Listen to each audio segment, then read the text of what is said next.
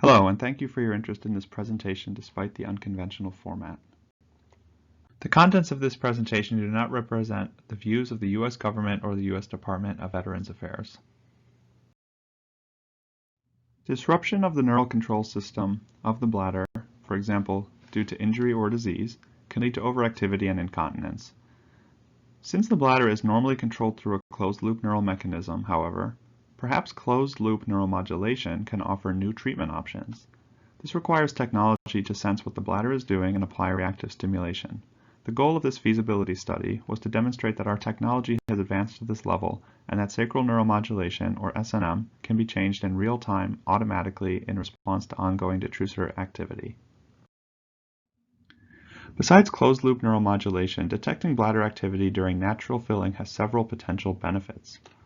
For example, pressure monitoring could be used to mimic sensory information so patients with neurogenic bladder know when to empty, or to objectively quantify each person's response to a given urologic therapy. In this study, however, we focused only on the use of real-time bladder pressure sensing to control sacral neuromodulation. To sense bladder activity in real time, we developed a new catheter-free bladder pressure sensor, the Euromonitor, which is placed in the bladder lumen and transmits vesical pressure continuously. The Euromonitor was developed for humans to act as a Fitbit for the bladder, enabling the measurement of Detrusor activity without catheters during activities of normal living. The Euromonitor was tested on the bench to have 1 centimeter of water accuracy while transmitting data 10 times per second. While the Euromonitor was developed for humans, in this study we used it in sheep. Here's a simple block diagram for the conditional neuromodulation system we developed and demonstrated. Pressure data from the bladder is processed in real time by an algorithm, which chooses when to apply stimulation. Commands are then wirelessly transmitted to an implanted bilateral sacral neuromodulation system. Building on the simple block diagram, you can see the full implementation here. The Euromonitor transmitted data to a radio connected to a PC, which ran our bladder event detection algorithm. Details of this algorithm were previously published.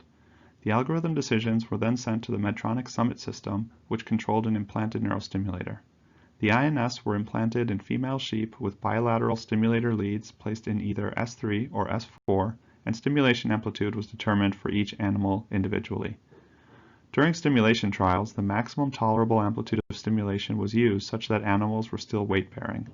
We tested this system in 4 sheep over a period of 5 days. We demonstrated 5 SNM paradigms with this system. The effect of SNM was measured by bladder capacity changes during repeat filling cystometry trials. Cystometry was performed with sheep fully conscious and standing in a veterinary sling. Baseline fills with no stimulation were used to determine each animal's nominal capacity for comparison against during SNM trials. Physiologic SNM applied stimulation either in the first or second half of the filling cycle.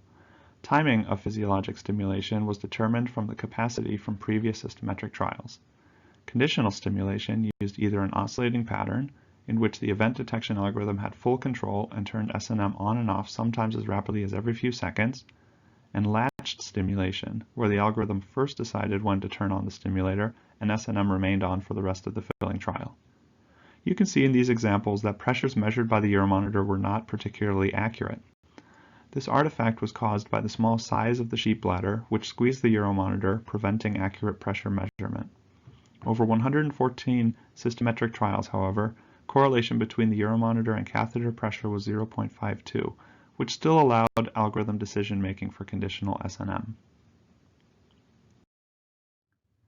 Since this was a feasibility study, we cannot draw any conclusions on the effect of conditional SNM, but we do conclude that conditional SNM is technologically feasible, particularly in a research setting.